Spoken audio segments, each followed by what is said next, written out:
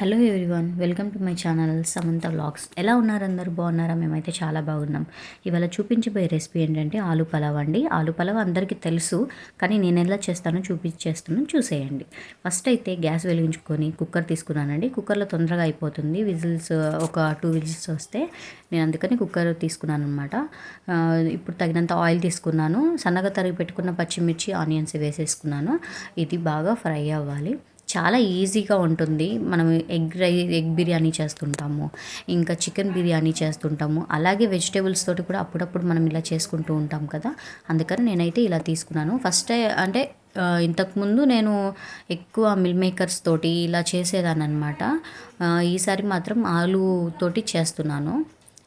ఇప్పుడు నేను onions fry అయ్యాక నేను అల్లం వెల్లుల్లి పేస్ట్ తీసుకున్నాను. అల్లం వెల్లుల్లి పేస్ట్ ఇంట్లో తయారు చేసిందేనమాట, మేము తయారు చేసిందే. ఇప్పుడు ఇదంతా బాగా ఫ్రై అవ్వాలి, పచ్చి వాసన పోయే వరకు. అల్లం వెల్లుల్లి పేస్ట్ ఫ్రై అవుతుంటే ఎంత మంచి స్మెల్ వస్తుందో కదండి. అదంతా ఫ్రై అవుతూ ఉంటే మనం ఇంట్లో చేసుకున్నది మాత్రమే అల్లం వెల్లుల్లి పేస్ట్ అంత మంచి స్మెల్ వస్తుంది. ఇప్పుడు నేను ఇందులోనే హోల్ బిర్యానీ మసాలా అంటే చెక్క, లవంగాలు, ఇలాచి, ఇంకా నేను బిర్యానీ ఆకు తీసుకున్నాను. ఇవన్నీ దీంట్లో వేసేస్తున్నాను.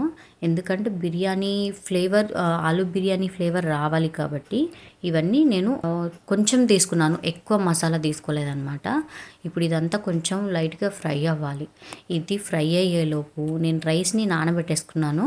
ఒక గ్లాస్కి రైస్కి నేను 2 గ్లాస్ ఆఫ్ వాటర్ తీసుకున్నాను అనమాట. ఇప్పుడు నేను ఇందులోనే కరివేపాకు కూడా యాడ్ చేశాను, చూసారు కదా.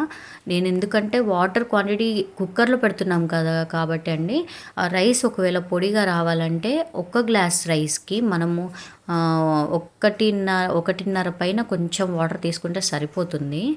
నేనైతే 2 గ్లాస్ తీసుకున్నాను, ఎందుకంటే కొంచెం రైస్ సాఫ్ట్గా రావడం వల్ల పాపకు కూడా మంచిగా ఉంటుంది తినడానికి అనేసి. మీరైతే ఒకవేళ పొడిగా తినే వాళ్ళైతే అలా తీసుకోండి, లేదు మెత్తగా ఉన్న పర్లేదు మాకు బాగుంటుందంటే 2 గ్లాస్ కరెక్ట్గా తీసుకోండి కుక్కర్లో. ఇంకా నేను ఇప్పుడు 2 టమాటోస్ చిన్నవి తీసుకున్నాను. అవి బాగా ఫ్రై అవ్వాలి. ఎందుకంటే టమాటోస్ తీసుకున్నాను, కరెక్ట్గా గ్రేవీ లాగా వస్తే మనము మళ్ళీ కర్రీ ఏమీ తీసుకోవాల్సిన అవసరం లేదు, రైస్కి సరిపోతుంది. ఇప్పుడు టమాటో ఫ్రై అయ్యాక నేను ఆలు కూడా పెద్ద పీసెస్ తీసుకున్నాను, చిన్న పీసెస్ అసలు తీసుకోలేదు. ఎందుకంటే మనము చికెన్ పీసెస్ ఎలా తీసుకుంటామో అంతంత పెద్దగా కాకుండా కొంచెం కరెక్ట్ మీడియం సైజులో తీసేసుకున్నాను అనమాట. ఇప్పుడు ఇందులోనే నేను పసుపు, కారం, ఉప్పు తీసుకున్నాను. ఇవన్నీ వేసుకున్న తర్వాత నేను కొంచెం కలుపుకున్న తర్వాత ధనియాల పౌడర్ తీసుకున్నాను, గరం మసాలా వేసుకున్నాను, అంతేనండి. బిర్యానీ మసాలా యాడ్ చేయలేదు.